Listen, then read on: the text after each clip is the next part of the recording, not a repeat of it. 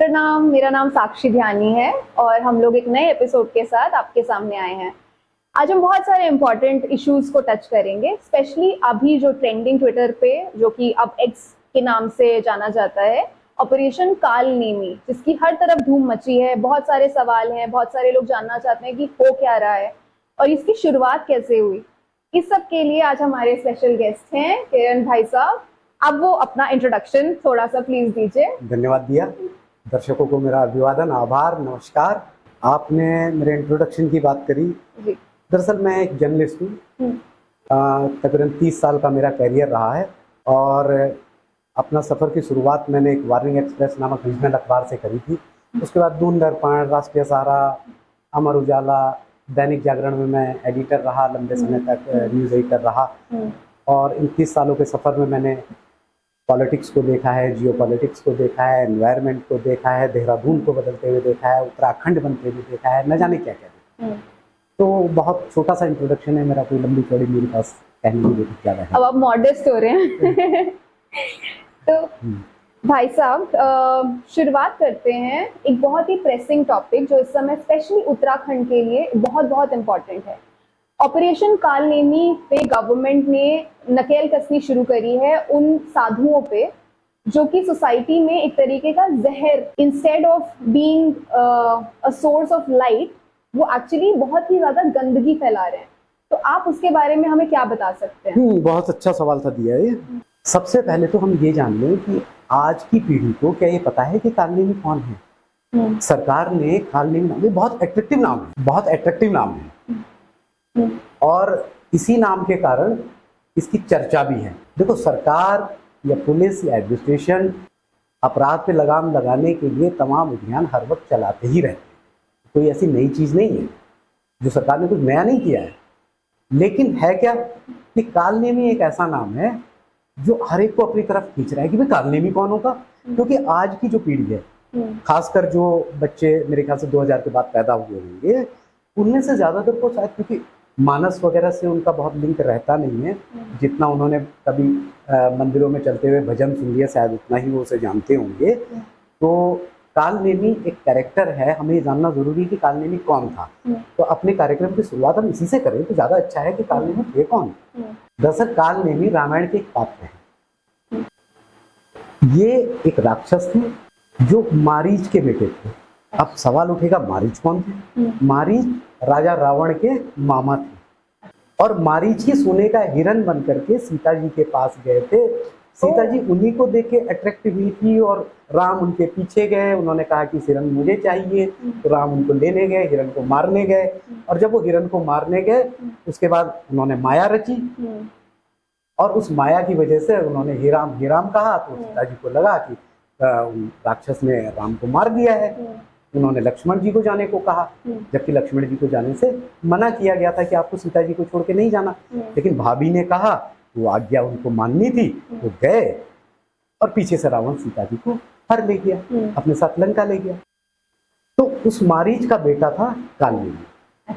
अब काल नेमी का जो एक्शन है रामायण के अंदर कि क्या किया उसने, तो जब राम रावण युद्ध हो रहा था तो लक्ष्मण जी को मेघनाथ ने शक्ति मारी, आज की तरह का मिसाइल, जिससे वो जो है बेहोश हो गए, मूर्छित हो गए। अब उसकी दवाई केवल एक ही थी कि संजीवनी बूटी। उस पर भी हम कभी एक कार्यक्रम करेंगे कि वो जो संजीवनी बूटी जो लानी थी वो एक पहाड़ से आनी थी और वो पहाड़ भी उत्तराखंड में है, जिसे द्रोणागिरी नाम से जाना जाता है। और द्रोणागिरी जो है, अभी अगर उसको हम देखें तो बिल्कुल ऐसा लगता है कि एक पहाड़ उससे उखाड़ दिया गया हो, अलग कर दिया गया हो, इस तरह से एक आकृति वहां बनती है। क्या ये भी सच है कि वहाँ के लोग हनुमान जी को नहीं पूछते हैं? बिल्कुल सच है ये, तभी मैंने कहा इस पे हमें एक अलग से कार्यक्रम करना चाहिए। ठीक है, ये बहुत इंटरेस्टिंग अपने आप में सब्जेक्ट है जिसमें हमें बात करनी चाहिए और अपने युवा साथियों को बताना चाहिए कि ये क्या है। खैर, हम उस पर ज्यादा नहीं जाएंगे क्योंकि हम टॉपिक से भटक जाएंगे। तो फिर वापस टॉपिक की तरफ आते हैं कि जब हनुमान जी द्रोणागिरी पर्वत की तरफ जा रहे थे तो ये बात रावण को पता चल गई। अब हनुमान जी को रोकने के लिए रावण ने काल नेमी को भेजा और काल नेमी की सबसे बड़ी खासियत क्या थी कि वो रूप बदल सकता था। तो उसने अपना एक ऋषि का रूप बनाया और एक आश्रम रचा और हनुमान जी को वहां बुलाया। लेकिन हनुमान जी तो हनुमान जी है, वो समझ गए कि ये जो है माया है, और उस माया को उन्होंने पहचाना और उन्होंने कालनेमी का वध कर मार। तो चूंकि वो ऋषि के वेश में था, एक अपराधी ऋषि के वेश में आया था, इसलिए शायद उत्तराखंड सरकार ने, मुझे नहीं पता ऑथेंटिक क्या है क्योंकि सरकार से मेरी बात नहीं हुई है, लेकिन मुझे ऐसा लगता है, ये मेरी फीलिंग्स है कि सरकार ने कालनेमी ऑपरेशन इसका नाम रखा। फिर तो काफी एप्ट नाम रखा है, बहुत अच्छा नाम, मतलब अट्रैक्ट कर रहा ना, इसीलिए वो चर्चा, सरकार हमेशा अभियान चलाती है, कोई ना कोई अभियान एसटीएफ पुलिस चलाती रहती है, लेकिन वो इतनी चर्चा में नहीं आती, ये जितनी चर्चा में चर्चा में भी आ रहा है और बहुत सारे रिजल्ट्स भी ऐसे नजर आ रहे हैं, ऐसा ट्विटर के थ्रू, एक्स के थ्रू हमें पता चल रहा है। हाँ। आपके ओपिनियन में ये कितना सक्सेसफुल है या होगा? अभी सरकार ने इसकी शुरुआत करी तो पहले दिन इस पे देहरादून में एसएसपी देहरादून अजय सिंह ने इस पे कार्रवाई शुरू करी, एक्शन लेना शुरू करा। पहले ही दिन यहाँ 25 ऐसे साधु संत जो साधु संतों के वेश में थे, ऐसे लोग जो साधु संत नहीं है लेकिन उनका चोला उन्होंने पहन रखा है, और वो सड़क पे उतरे, उनको पकड़ा गया। हैरत ये थी कि उसमें एक तो बांग्लादेशी निकला, बांग्लादेश से आया हुआ, यानी कि वैसे भी वो अवैध रूप से ही यहाँ आया था, और उसमें कम से कम 80% के करीब ऐसे लोग थे जो गैर हिंदू थे। ठीक है ना। सबसे बड़ी प्रॉब्लम यह है, यही जो डिस्गाइज रूप है, इसी रूप को धर के अपराधी यहाँ प्रवेश करने लगते, अपराधी यहाँ प्रवेश करने लगते हैं, गली मोहल्लों में जाते हैं, रेकी करते हैं, और उसके बाद किसी संगठित अपराध का हिस्सा होते हुए, संगठित अपराधी गिरोह का हिस्सा होते हुए उस अपराध को यहाँ अंजाम दे। तो अच्छी बात है कि अगर सरकार इसको इस तरह से प्रोपोगेट कर रही है कि अगर इनको पहले ही पकड़ लिया जाए तो कम से कम अपराधों की संख्या में कुछ हद तक तो कमी आएगी। लेकिन ये वक्त बताएगा, ये हमें देखना है आने वाले समय में कि ये कब तक ये ऑपरेशन लगातार चलता है, कितने कंसिस्टेंटली कब तक ये अपने आप को चलाए रखते हैं इस ऑपरेशन को। अगर ये कंसिस्टेंटली रहेगा तो निश्चित तौर पर इसका रिजल्ट अच्छा मिलेगा, इसमें कोई दुराई नहीं, कोई शक नहीं, लेकिन लगातार ये चलते रहना चाहिए, सबसे पहली शर्त यही है। आपको लगता है कि इस समय बाबा छंगूर बाबा नाम से एक और बाबा है जिनका घर डिमोलिश हो रहा है, बहुत सारे इंटरनेशनल ट्रिप्स, उनको फॉरेन फंडिंग, कन्वर्जन रैकेट, बहुत सारी चीज़ों को का एक्यूजेशन उनके ऊपर डाला गया, क्या आपको लगता है ये उसी का पार्ट है या ये अलग तरीके से हो रहा है? नहीं साक्षी, ये हुआ ही उसके बाद है। अच्छा। छांगुर बाबा का मामला जब उत्तर प्रदेश में हाईलाइट हुआ उसके बाद ही सरकार ने इस ऑपरेशन को लॉन्च, ठीक है, और छांगुर बाबा के विषय में सुन करके तो हर किसी की आंखें फटी रह जाती हैं। इससे बड़ी हैरानी और क्या होगी, वो उस आदमी का 40 देशों में नेटवर्क फैला हुआ है, 40 देशों में तमाम लड़कियों का एक्सटॉर्शन उसने किया है, उनके वीडियो बनाए हैं।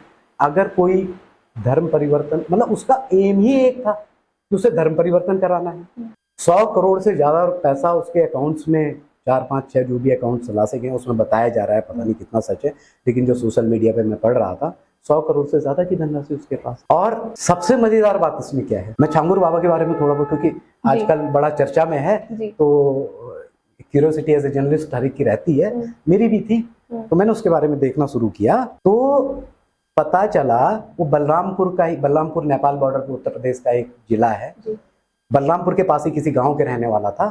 4 भाई हैं, इसका एक भाई आज भी भिक्षा मांगता है, भीख मांगता है। ये भी शुरुआत इसने भीख मांगने से करी। फिर इसने नग बेचने शुरू करे साइकिल पे। उसके बाद ये मुंबई चला गया, ठीक है, और मुंबई से इसका एक ट्रांसफॉर्मेशन हुआ पीर के रूप में। अच्छा, ठीक है। जब पीर की बात आती है ना, जब हम दरगाहों की बात करते हैं या इस तरह की कोई भी किसी भी, मतलब दरगाह से मेरा मतलब नहीं है खाली, चाहे हम मंदिरों की बात कर ले या तमाम ऐसी बात कर ले, तो आस्था एक ऐसी चीज है, आदमी परेशान होता है, ठीक है, जल्दी अमीर बनना चाहता है, नहीं उसे सक्सेस, क्योंकि बहुत तेज जमाना है ना, उसे सक्सेस भी जल्दी चाहिए, उसके लिए वो एक प्रॉपर चैनल यूज नहीं करना चाहता। तो पीर और फकीर और ये सब चीजें इसमें बहुत अच्छा रोल प्ले करती है। वो होगा कि नहीं होगा, लेकिन उनकी जेब जरूर भरती है, और इसी तरह से अपराधों को अंजाम तक पहुंचाते हैं, यही होता है। तो छांगुर बाबा की वजह से ये ऑपरेशन कालनेमी लॉन्च हुआ है उत्तराखंड में। अच्छा, तो ऐसा सुन के तो ऐसा लग रहा है कि ये जो बाबाओं का, गॉडमैन का जो सॉर्ट ऑफ रैकेट है, ये तो देश भर में फैला हुआ है। लेकिन हम स्पेसिफिकली उत्तराखंड की बात करते हैं, तो हम तो एक बहुत स्ट्रांग कम्युनिटी होते थे। हर गांव को दूसरे गांव के बारे में, लोगों को लोगों के बारे में, देवी देवताओं के बारे में, पूजा पद्धति के बारे में सबको ज्ञान होता था। ऐसा क्या बदल गया पिछले कुछ सालों में कि हमें कालनेमी जैसा ऑपरेशन लॉन्च करना पड़ रहा है, क्योंकि हमें पता ही नहीं है कि ये जो साधु हमारे घर पे भिक्षा मांगने आए हैं, इनका इंटेंट क्या है, ये कौन है, ये कहाँ से आए हैं। अचानक ऐसा क्या हो गया कि ये पूरा जो सिस्टमैटिक वे में चल रहा है ये काम, ये कैसे हमने चलने दिया? क्या हमारे पार्ट पे गलती हुई जिसकी वजह से आज हमें ये देखना पड़ रहा है? इससे पहले मैं तुम्हारे सवाल का जवाब दूं साक्षी जी, मैं एक दो बातें और इसमें जोड़ना चाहता हूँ जो शायद इसको समझने में हमें थोड़ा और मदद करेंगे। इस देश में 2011 की जनगणना के वक्त भिखारियों की गिनती की गई। ठीक है, बहुत इंटरेस्टिंग डाटा मैं बता रहा हूँ, ये आउट ऑफ टॉपिक नहीं है, इसी का एक हिस्सा है। कैसे मैं बताने जा रहा हूँ। तो भिखारियों की गिनती की गई, और ये बात मैं पीआईबी के डाटा से कह रहा हूँ, प्रेस इंफॉर्मेशन ब्यूरो ने जारी किया है बाकायदा उस जनगणना के भिखारियों के इस डाटा को। देश में 3 लाख के करीब भिखारी थे, ये जनगणना के अनुसार बता रहा हूँ मैं। मुझे नहीं पता कि ये कितना सही है, लेकिन उस वक्त जो गिने गए, जो गिनती में आए, जो सरकार के लोगों ने गिने होंगे, वो 3 लाख है। उत्तराखंड में इनमें से 3,320 भिखारी। अच्छा, मात्र। ठीक है, अब मेरे दिमाग में आया कि भाई हमारे यहाँ कितने साधु संत होंगे, ये भी तो एक गणना होनी चाहिए। आखिर हम ये बताते हैं कितने टीचर हैं, हम ये बताते हैं कितने बेरोजगार हैं, हम ये बताते हैं कितने आईएएस अफसर हैं, यानी कि सोसाइटी के हर जो फ्रेगमेंट है उसका हम उसकी गिनती हम करते हैं। तो साधु संतों की भी होनी चाहिए। भाई ऑथेंटिक साधु संत कितने हैं हमारे पास, स्पेशली क्योंकि हम देवभूमि है, और हमारे यहाँ इतने आश्रम हैं, इतने अखाड़े हैं, तो उनके पास अपना पूरा डाटा होता है। ऐसा नहीं है, उनका पूरा सिस्टम है, उनके पास पूरी गिनती है। लेकिन हैरत यह है कि मुझे ये डाटा मिला नहीं, कहीं भी मिला नहीं। हो सकता हो, मैं ये नहीं कहूंगा कि नहीं है, क्योंकि मुझे नहीं मिला इसका मतलब ये नहीं कि नहीं है, हो सकता हो, मुझे नहीं मिला। भिखारियों की गिनती मिल गई 3,320। अब इन 3,320 में क्या आपको लगता है कि क्या उत्तराखंड में केवल 3,320 भिखारी होंगे? चलो मैंने डबल कर दिया इस आंकड़े को, 2011 से लेके आज हम 2025 में हैं, 10,000 होंगे। क्या लगता है कि उत्तराखंड में 10,000 भिखारी होंगे? क्या लगता है हमें? क्योंकि ये भिखारी में कहीं इंक्लूड ही नहीं है। ये जो लोग हैं बेसिकली ये भी तो भिक्षाटन पे ही आ रहे हैं। हमारे यहाँ संविधान वाला आता है, क्या वास्तव में वो अपने उस फील्ड का जानकार आदमी है, माहिर है? हमें नहीं पता। हम अब तुम्हारे सवाल का जवाब, जो सवाल तुमने मुझसे किया कि हम ऐसी स्ट्रांग कम्युनिटी थे और यहाँ इस तरह की स्थितियां पैदा हो गई, यही तुम्हारा सवाल था मेरे ख्याल से कि ऐसा क्यों हुआ होगा। नहीं है, दरअसल इसके पीछे हमारी एक साइकोलॉजी, एक मनोविज्ञान काम करता है। मेरी जो परवरिश हुई है या तुम्हारी भी परवरिश हुई है, क्योंकि तुम भी पहाड़ से आती हो, मैं भी पहाड़ से आता हूँ, ठीक है, तो मेरे घर वालों ने या मेरे परिवार के लोगों ने जो मेरी परवरिश की है उसमें आस्था एक बड़ा स्ट्रांग सब्जेक्ट रहा है बचपन से ही। मैंने अपने फोर फादर्स को, अपनी दादी को, अपनी माँ को, अपने पिताजी को हमेशा पूजा करते हुए देखा। जब भी कोई भिखारी आता था या कोई साधु आता था, साधु कह रहा हूं मैं, फर्जी साधु नहीं, साधु आता था, उसका सम्मान करना, ये हमारी परंपरा और हमें विरासत में मिली हुई चीज है। तो रहीम का एक दोहा है ना, मैं भी भूखा ना रहूं और साधु ना भूखा जाए। वो चीज मुझे लग रहा है देश में सभी जगह होगी, लेकिन चूंकि मैं पहाड़ से आता हूँ, उत्तराखंड से आता हूँ, उत्तराखंड की धरती को मैंने देखा है, यहीं मैं पला बड़ा हूँ, तो मैंने इसको बचपन से देखा है। और हमारी इसी आस्था का, इसी प्रवृत्ति का फायदा ऐसे लोग उठाते। एक बात। दूसरा, इसमें जो महत्वपूर्ण है, इसमें पलायन का एक बड़ा रोल है। क्योंकि हमारे जो लोग हैं रोजी रोटी की तलाश, देखो मैं ये नहीं कहता कि पलायन कोई बुरी चीज नहीं है। आप प्रोग्रेस के लिए हर आदमी एक जगह से दूसरी जगह जाता ही है, उसे जाना चाहिए, निकलना चाहिए, ये मेरी सोच है। मैं नहीं कह रहा तुम भी ऐसा सोचो, ये मेरी सोच है। कि उन्नति कैसे होगी? आखिर मैं कक्षा 1 में हमेशा तो नहीं रहूंगा, मुझे आगे कक्षा 2 में जाना ही पड़ेगा, क्लास 2 में जाना ही पड़ेगा, क्लास 3 में जाना ही पड़ेगा, तभी तो मैं ग्रेजुएशन करूंगा, पोस्ट ग्रेजुएशन करूंगा, पीएचडी करूंगा, दूसरी चीजें करूंगा। तो ये एक प्रोग्रेसिव होता है। लेकिन दिक्कत कहाँ आती है कि जब मैंने एक अच्छी जिंदगी सोचते हुए मैं एक अच्छा जीवन जीऊं और मैं मुंबई गया या अमेरिका गया या लंदन गया या यूएई गया, कहीं भी गया और मैं वहीं का होकर रह गया, मैंने वहाँ की नागरिकता ले ली और मैंने अपने घर वर से रिश्ता तोड़ डाला, ये प्रवृत्ति घातक, ये नहीं चाहिए। मैं एक एग्जाम्पल दे रहा हूँ, ये एग्जाम्पल इसलिए भी दे रहा हूँ कि जब ये बाबाओं की बात आती है, ऐसे फर्जी बाबाओं की बात आती है, जिस इलाके में प्लान कम हुआ है वहां इस तरह की चीजें कम देखने को मिलती है। ऐसा नहीं कि नहीं देखने को मिलती। मसलन हमारा जौनसारी का इलाका है, वहां आप ये बातें बहुत ज्यादा सुनने को नहीं मिलती। उनसे बड़ा आस्थावान तो कोई है ही नहीं, उनसे ज्यादा परंपराओं से जुड़ा कौन होगा? वो अपनी परंपराओं को आज भी वैसे ही सहेजे हुए हैं। जो जौनसाल हमारा ट्राइबल जोन है, तो वहां से अब उनका क्या है, वो प्लान नहीं करते। घर का एक बच्चा घर गांव में रुकेगा, गांव में अपनी खेतीबाड़ी की देखरेख करेगा और बाकी लोग नौकरी करने के लिए देहरादून, दिल्ली, मुंबई, जहां जहां जो जा सकता है जाएगा। और हमेशा हर, चाहे शादी हो, विवाह हो, कोई त्योहार हो, तीज, जो भी होगा उसमें उन्हें घर आना ही आना है। तो आप अपनी जड़ों से नहीं कटे। हमारे साथ जो रेस्ट ऑफ गढ़वाल है, चाहे पौड़ी वगैरह, पौड़ी में ज्यादा दिक्कत है प्लान की, तो वहां क्या हुआ, जब आप उन घरों को खाली कर देंगे, आपके घरों में कौन घुस गए? नेपाल से आए हुए लोग, वो चले गए। वो वहां बेहतर काम कर रहे हैं लेकिन हम नहीं कर सके। वो सब्जियां उगा रहे हैं, लेकिन सॉरी टू से शराब भी बना रहे हैं। सब नहीं, लेकिन बना रहे हैं ना। जहां शराब होगी, अवैध शराब होगी, तो क्राइम बढ़ेगा बढ़ेगा।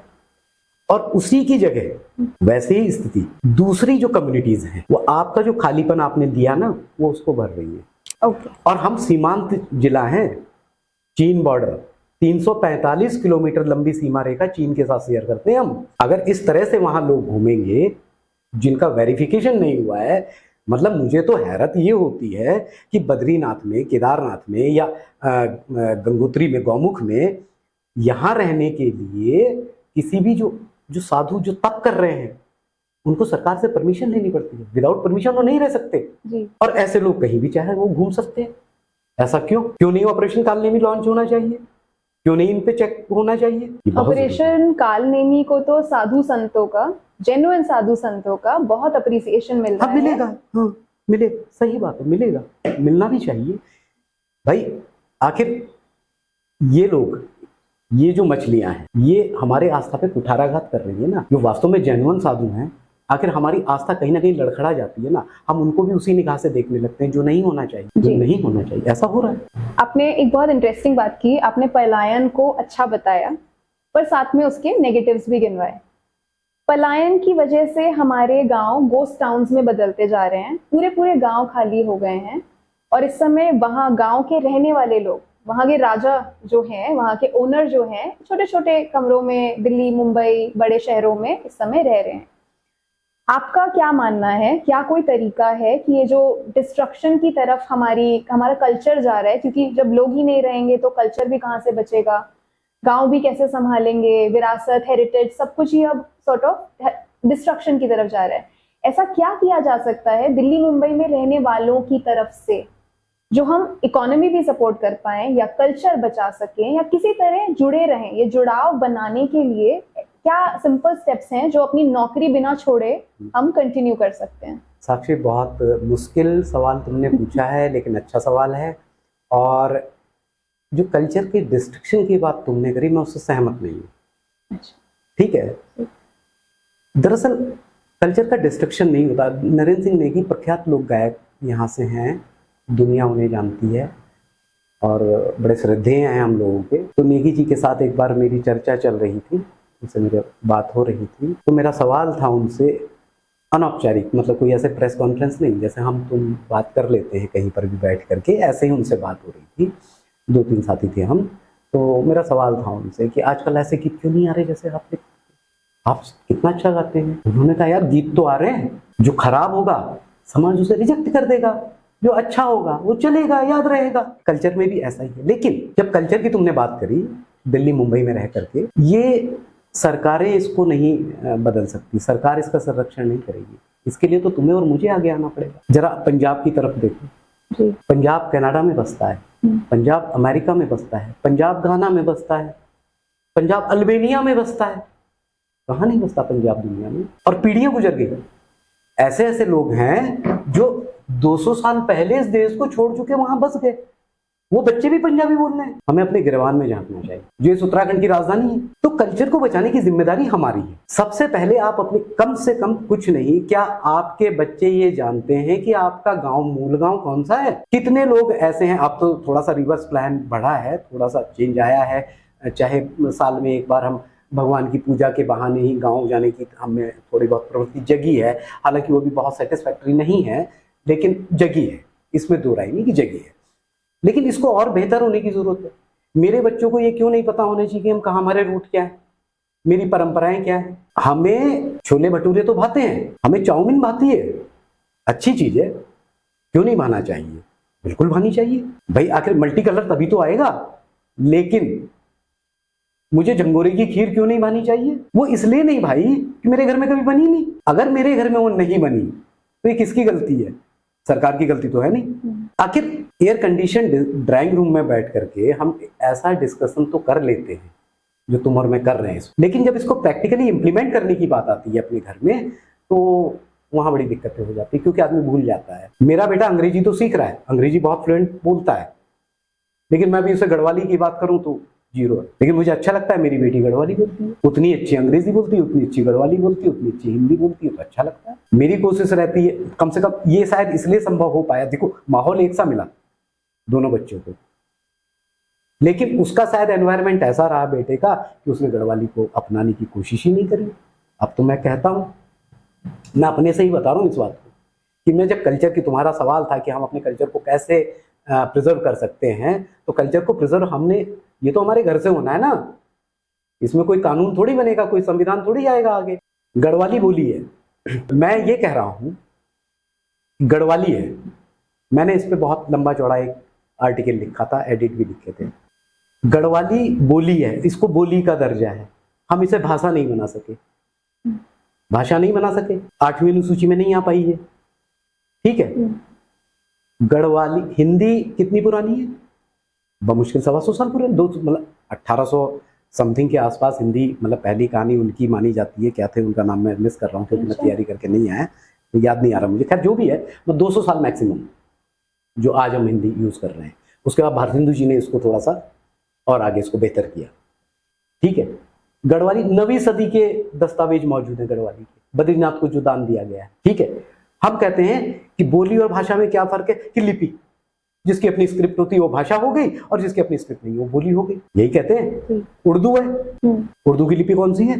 फारसी, फारसी, अरबी, जो भी होती होगी, ठीक है। उसको आपने कैसे भाषा मान लिया, मुझे बताओ ना। नेपाली है, उसको कैसे हमने भाषा मान लिया, वो भी तो देवनागरी में लिखी जाती है। तो सवाल फिर वही आ जाता है कि हम, चूंकि हम गढ़वाली बोलते ही नहीं है, हम उसके इतिहास को खंगालना नहीं चाहते, हम उसको लेकर के बहुत कीन नहीं है, तो जब हम ही नहीं है तो दूसरा क्यों होगा? दूसरा क्यों होगा, मुझे बताओ ना। तो सबसे पहले, चाहे बंबई में हो, दिल्ली में, कहीं भी जो लोग बैठे, मुंबई वगैरह में, तो अपने घर से उसकी शुरुआत करें। जब अपने घर से उसकी शुरुआत करेंगे तो मुझे नहीं लगता कि हमें किसी को ये कहना पड़ेगा कि हम अपनी संस्कृति को कैसे बचाएं, अपने आप बच जाएगी, अपनी पीढ़ियों को हम विरासत में दे देंगे। जी, तो आप कह रहे हैं सोल्यूशन है अपने कल्चर को बचाने के लिए अपने कल्चर में इंटरेस्ट लेना, अपनी चीज़ों में इंटरेस्ट लेना, जिससे हमारी कम्युनिटी स्ट्रांग होगी। कम्युनिटी स्ट्रांग होगी तो काल नेमी जैसे ऑपरेशन की जरूरत शायद हमें फ्यूचर में नहीं पड़ेगी। बिल्कुल सही। तो जनता के हाथ में है, जनता का स्वच्छीकरण।